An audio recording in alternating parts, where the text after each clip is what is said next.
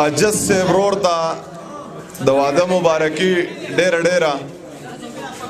مونږ که دلته راغلي یو نو مونږ ستاسو د مینې راوستي یو ستاسو د پښتونولۍ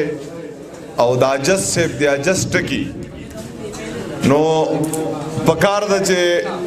عجز صاحب ته به زه دا یوه خبره وکړم چې دا ستاسو د کلي یو اتل دی ستاسو د کلي یو مشر دی د په ژوندینې قدر وکړئ ځکه هسې نه چې بیا مړ شي ور سړي ښکلی تصویر لګولی چې عجز صاحب زمونږ خوږ یار خوږ ملګری و نو د هغې نه مخکې د دې خلکو قدر وکړئ یو خبره بله کومه میډیا والا تاسو یې مو واورئ دلته یو ملګری راغی والله زه خو یې پیژنم نه زما نه یې دوه کوږی واغستی دوه کوږی رانه په دې میاشت کې ښځې هم نه دي اغستي چې هغه د ژوند د ټولو نه خوږه رشته یي ما ته یې ویې چې زه ته ما ته دونه ګرانې ما وی به ستا یو حق کېږي چې یو ګفت درله زه درکړم نو هغه لږ راشه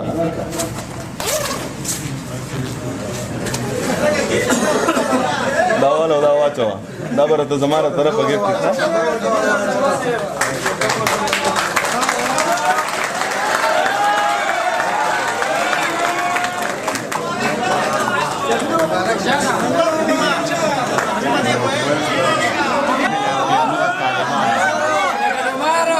نه د ملا خلاف یم نه د طالبانو خلاف ځکه خلاف یم زه یم د ظالمانو خلاف نه د ملا خلاف یم نه د طالبانو خلاف ځکه خلاف یم زه یم د ظالمانو خلاف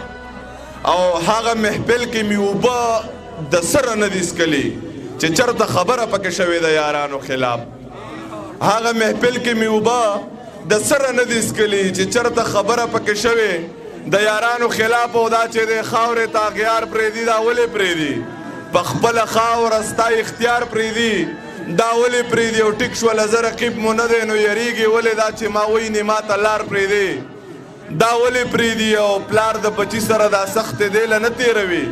چې دی واده وکړي بیا پلار پرېږدي دا ولې پرېږدي او د محبت درجې حد ته رسولی یمه مازغه مې کله کله کار پرېږدي دا ولې پرېږدي ام شاکره غزل څنګه و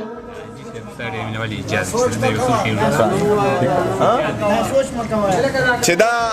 اجاز حاجي صاحب ترې دا څلور شعره ډالۍ وي چې دا سوچ مه کوه دا چېرته کې یاره پاتې کېږي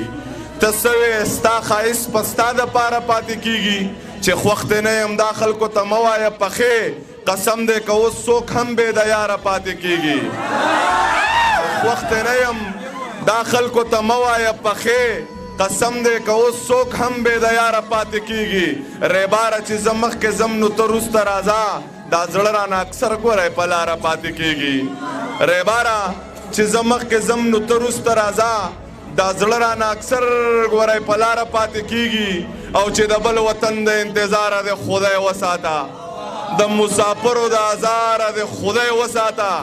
او که د چا مور مړه وي الله دې جنتونه ورکړي ای مور زما د زړه د پاره د خدای وساته بچیه نوم د ویزې ماخله خپل سبق پوره کا بچیه هلته کې لکاره د خدای وساته او دغه اته پاڼې کاغذ خو د ځوانۍ دشمن دی مړه د دغه شین خاماره د خدای وساته دغه اته پاڼې کاغذ خو د ځوانۍ دشمن دی مړه د دغه شین خاماره د خدای وساته کلونه پرېږده و کلونه خو ځواني غرقوي هلته له یو اختر د ساره د خدای وساته ضمیره زړه مې د یو زړه سره یو وخت شریکو نور د شریکې د روزګاره د خدای وساته او چې ته مې ارمان زه د ارمان نه یمه